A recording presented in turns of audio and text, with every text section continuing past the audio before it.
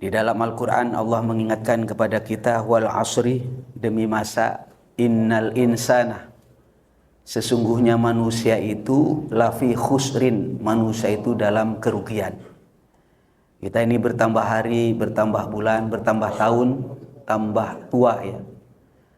Bertambah hari, bertambah bulan, tambah tahun, tambah renta. Tambah hari, tambah bulan, tambah tahun, tambah ringkih, tambah penyakitan. Kalau dikatakan innal insana lafi khusrin, manusia itu sejatinya dalam kerugian. Mungkin beda dengan hewan ya. Kalau kambing tambah hari, tambah bulan, tambah tahun, tambah mahal gitu. Siapa yang tidak rugi? Illal ladzina amanu, kecuali orang yang beriman. Ini yang pertama. Yang nomor dua, wa amilus sholihat, orang yang beramal soleh. Baik soleh itu berhubungan langsung dengan Allah atau berhubungan dengan makhluk. Wa tawassaw bil haqqi wa tawassaw bis sabri. Orang yang saling memberi nasihat dengan kebenaran dan kesabaran. Tiga hal ini para jemaah sekalian adalah yang menyebabkan kita tidak termasuk orang yang rugi, yakni orang yang beriman, orang yang beramal soleh, dan orang yang saling menasihati. Dan insya Allah hari ini, detik ini yang duduk di sini, ini dalam situasi tiga keadaan ini. Yang pertama, kita termasuk orang yang beriman, amin ya. Yang nomor dua, kita ini termasuk orang yang beramal soleh, karena kita sedang melaksanakan ibadah sholat zuhur, dilanjut dengan i'tikaf, dilanjut dengan kajian singkat. Dan kita termasuk orang yang saling menasihati dengan kebenaran dan kesabaran, yakni dengan kajian semacam ini. Pertanyaan selanjutnya para jemaah sekalian, apakah kita ini termasuk orang yang beriman? Maka saya katakan insya Allah kita termasuk di dalamnya. Karena apa? Karena saya perhatikan ada tanda-tanda orang beriman yang sedang melekat kepada kita semuanya. Di dalam kitab Nash'aihul Ibad misalnya dikatakan anna sya'airul iman, sesungguhnya tanda orang beriman itu arba'atun, ada 4. Iman itu apa Pak Kiai? Iman itu adalah al-iqrar bil lisan, sebuah keyakinan yang diucapkan dengan lisan, kemudian dibuktikan dengan amal perbuatan, itu adalah iman. Kita itu at-tasdiq bil qalbi, mempercayai dengan hati. Apa saja yang dipercayai, yang kita maksud adalah rukun iman yang kita maklumi itu. Beriman kepada Allah, wa malaikatihi, malaikatnya Allah, wa kutubihi, kitabnya Allah, wa rusulihi, dan rasulnya, wa bil yaumil akhir, hari akhir kiamat, wa bil qadri khairihi wa syarrihi, beriman kepada qada dan qadar, baik dan buruk semuanya ditentukan oleh Allah. 6 hal ini adalah sebuah yang harus kita imani, yang kita harus percaya. Tapi tidak cukup hanya percaya dalam hati. Wal iqrar, harus diikrarkan dengan lisan, wal iqrar bil lisan. Minim diucapkan dengan 2 kalimat syahadat, asyhadu alla ilaha illallah wa asyhadu anna muhammadar rasulullah. Kemudian tidak hanya cukup dengan ikrar, kemudian kita wal amalu bil arkan, dibuktikan dengan amal perbuatan. Itu baru iman kita ini menjadi iman yang sempurna. Kemudian orang setelah membuktikan dengan amal perbuatan apa saja paling sedikit kita lambangkan di dalam rukun Islam, yakni membaca 2 kalimat syahadat, orang beriman itu sholat, orang beriman itu puasa, orang beriman itu haji, dan mengeluarkan zakat, yang kita kenal dengan rukun Islam. Kemudian para jemaah sekalian, orang beriman itu ada tandanya. Ibarat saya mengatakan ini gula, manis itu tandanya. Oh, ini garam, asin. Nah, kalau kita ngaku beriman, itu ada tandanya.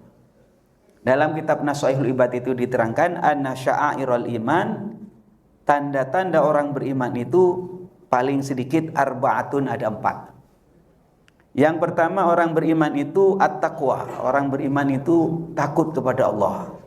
Dia itu imtisalu awamirillah, menjalankan perintah Allah, wajtinabu nawahihi, dan menjauhi larangan Allah. Itu tanda yang pertama. Jadi kalau saya melihat Bapak sedang melaksanakan sholat zuhur, duduk di tempat ini, ngapain ini? Mendengarkan pengajian. Maka saya katakan Bapak ini ada iman. Mengapa? Karena Bapak sedang menjalankan perintah Allah. Kalau ada orang puasa Senin Kemis, maka saya katakan orang ini ada iman.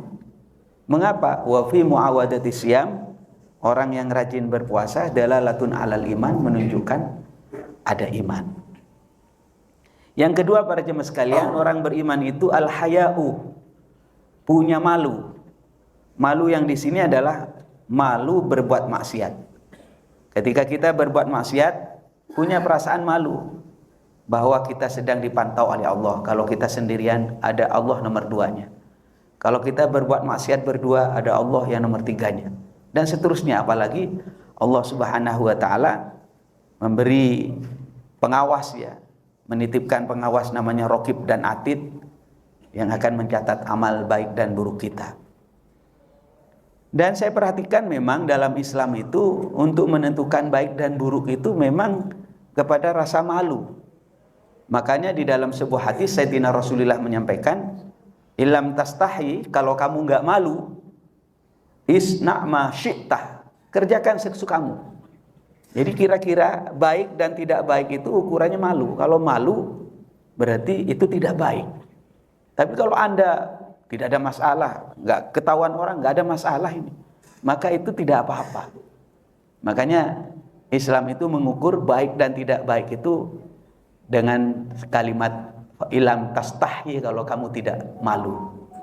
Makanya para jemaah sekalian, rata-rata ini orang yang ketahuan korupsi misalnya, orang yang ketahuan nyolong, itu pasti ditutup mukanya itu. Dan dia tidak percaya diri. Kenapa? Karena ada malu, ya. Dia itu ketahuan melakukan maksiat. Makanya ketika kita tidak tahu ini halal atau haram, maka saran saya ukurannya, kalau dikerjakan malu apa tidak? Kalau malu jangan. Maka di dalam hadis yang lain misalnya, dosa itu apa Pak Kiai? Kebaikan itu apa? Kalau cari Qur'annya nggak ketemu, hadisnya nggak ketemu, tanya ke Kiai dan tanya ke Ustadz ini susah, Ustadznya nggak punya nomor telepon misalnya, maka kembalikan kepada malu ini. Rasulullah menyampaikan begini, al-ismu al-birru husnul khuluq. Kebaikan itu adalah akhlak yang baik, watma'anna ilaihin nafsu, dan apabila Bapak melakukan tenang, nggak ada takut, nggak ada kekhawatiran. Tapi sebaliknya, wal ismu, yang dimaksud dengan dosa itu mahaka fi qalbik, sesuatu apapun, apakah ucapan, apa perbuatan, yang apabila kamu melakukan itu merasa tidak tenang, merasa ketakutan. Wa karita ayat li alaihi nas, dan kamu itu tidak mau dilihat oleh orang lain. Makanya para jemaah sekalian, kalau dikatakan al-haya'u minal iman, nah itu. Al-haya'u minal iman. Malu itu bagian daripada iman. Yang dimaksud dengan malu di sini adalah bukan malu tabi'i, bukan malu tabiat. Rata-rata manusia itu punya malu secara tabiat, ya, misalnya jima di jalanan, malulah.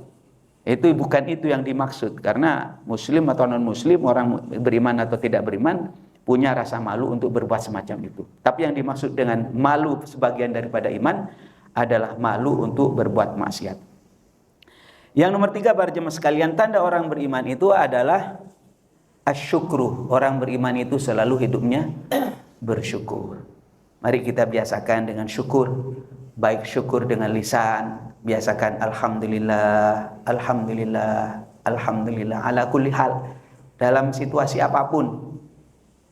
Ya, dalam situasi apapun.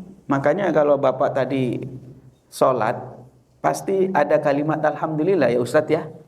Allahu Akbar, Bismillahirrahmanirrahim, Alhamdulillahi Rabbil Alamin. Semua ini Di antara kita semua yang sholat ini, zuhur, asar, maghrib, isya, subuh, minim kita mengucapkan kalimat hamdalah itu 17 kali. Karena satu rakaat mesti ada kalimat hamdalahnya itu. Belum lagi sholat sunat. Belum lagi kalau kita baca Quran. Ada kadang-kadang bertanya-tanya, mengapa ya Islam itu mewajibkan bahkan memaksa kepada kita sebagai orang mukallaf untuk mengucapkan hamdalah. Ada yang bertanya kepada saya, ada apa hikmahnya Kiai? Padahal saya barusan mendapat musibah. Keluarga saya ada yang meninggal. Disuruh sholat zuhur, sholat asar, sholat maghrib, sholat isya, sholat subuh.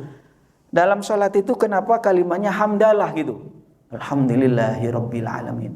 Segala puji milikmu ya Allah. Gampangnya terima kasih Allah. Itu kan ungkapan syukur.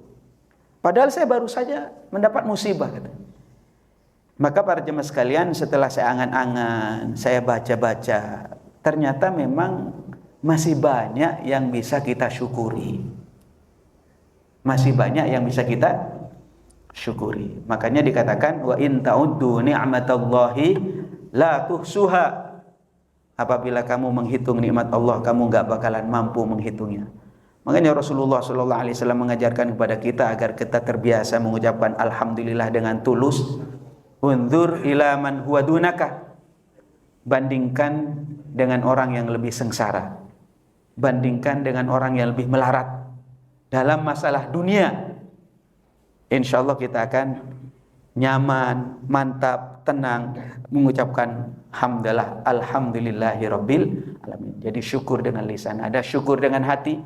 Yakinkan bahwasanya apa yang kita rasakan mulai ujung kepala sampai ujung kaki murni pemberian Allah. La haula wala quwata illa billah. Apalagi kita ini di Jakarta, Pak. Hampir-hampir kita ini nggak tahu modelnya atau warnanya padi itu seperti apa, beras itu dari mana, nggak tahu kita. Buah-buahan yang terbaik rata-rata dikirim ke Jakarta. Kita nggak tahu pohon mangganya di mana, pohon apelnya di mana, tiba-tiba sudah nyampe kepada kita.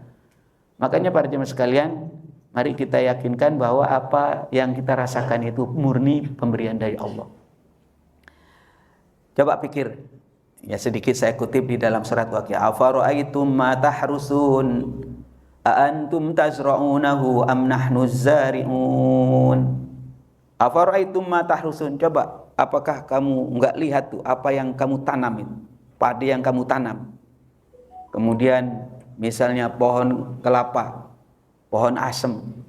Siapa yang naruh itu jadi asem? Siapa yang naruh itu jadi manis? Kita cuma nancepin saja, tek. Kita tungguin paling jauh ya dikasih pupuk, disiram. A antum tazra'unahu am nahnu zari'un. Apakah kamu yang menumbuhkan, am nahnu atau aku? Katakanlah ini ada minum nih. Kita ini ditanyakan oleh Allah ini. Qul ara'aitum in asbaha ma'ukum ghauran faman ya'tikum bima'in ma'in. Qul, katakan Muhammad, ara'aitum, bagaimana menurut kamu, in asbaha ma'ukum, kalau air yang kamu pakai, yang kamu minum itu ghauran, ambles, tidak nyumber, tidak keluar, faman ya'tikum bima'in ma'in, siapa yang bisa mendatangkan air? Kita ini nggak bisa ngapa-ngapain urusan air saja. Bagaimana kalau ambles tidak keluar? Kalau cuma menjadikan air laut disuling menjadi air tawar, itu kan prosesnya. Tapi yang bisa mendatangkan air siapa? Ya hanya Allah. Makanya kalau saya membaca surat ini, surat Tabarok, surat Al-Muluk, yang terakhir itu, Qul ara'aitum in asbaha ma'ukum ghauran faman ya'tikum bima'in ma'in. Jawabannya Allahu Rabbuna wa Rabbul Alamin. Itu kan biasa kan. Waladhdallin. Jawabannya amin. Alaihissallahu biahkamil hakimin. Bala wa ana ala dzalika minasyahidin. Itu tolong dihafalkan itu. Sehingga kalau ada ayat rahmat, ada doa. Kalau ada ayat azab, kita mohon perlindungan dan seterusnya. Syukur yang nomor 3 para jemaah sekalian, asyukru bil jawari. Syukur dengan anggota badan. Maka ketika kita sholat mulai dari takbir Allahu Akbar ditutup dengan salam, sejatinya kita sudah melaksanakan 3 syukur. Syukur dengan lisan, syukur dengan hati, dan syukur dengan anggota badan. Yang terakhir para jemaah sekalian, tanda orang beriman itu adalah as-sabru, sabar. Kalau kita ngaku beriman pasti diuji sama Allah. Dan sebenarnya Al-Fakir, saya pribadi berbicara tentang ini agak berat. Karena biasanya ujian itu suka-suka, ya tiba-tiba ya, nggak ngasih tahu. Ujiannya, ya namanya ujian nggak ngasih tahu, kalau ngasih tahu nyontek gitu namanya. Tapi harus saya sampaikan ini, harus saya sampaikan. Dalam Al-Quran misalnya dikatakan begini, Alif Lam Mim, ahasiban nasu ay yutraku ay yaqulu amanna wa hum la yuftanun. Alif Lam Mim, ahasiban nas, apakah manusia menyangka, ayutraku, dibiarkan sama Allah, ay yaqulu amanna, berkata aku beriman, saya orang beriman, wa hum la yuftanun, sedangkan mereka tidak akan diuji. Diuji, Pak, pasti diuji. Umat-umat terdahulu diuji. Walanabluwannakum bisyai'im minal khawfi wal ju'i wa naqsim minal amwali wal anfusi was thamarat.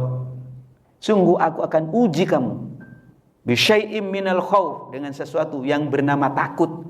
Takut mati, takut sakit, takut bangkrut. Minal khawfi wal ju', takut lapar.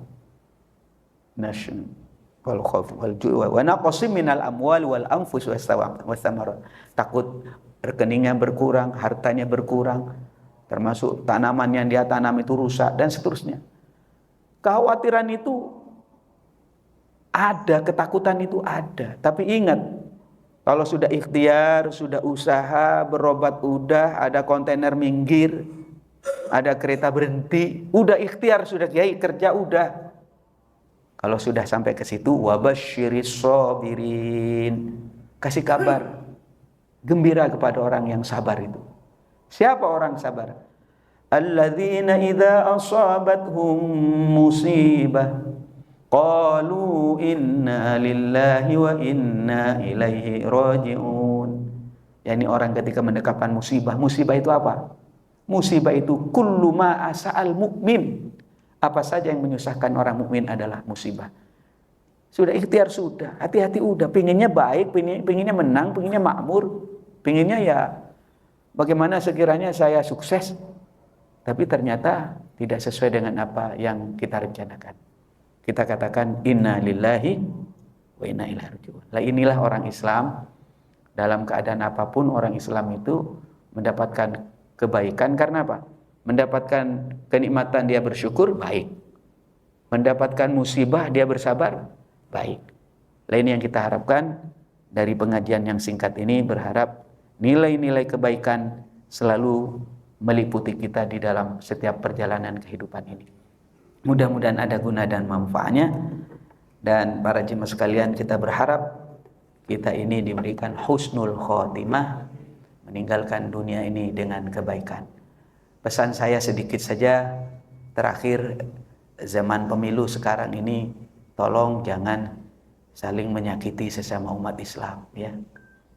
Udahlah, masalah pilpres itu sesuatu yang tidak bisa dihindari, karena proses memilih pemimpin di Indonesia memang harus ada pemilu. Jangan dianggap tabu, jangan dianggap takut, jangan dianggap sesuatu yang horor.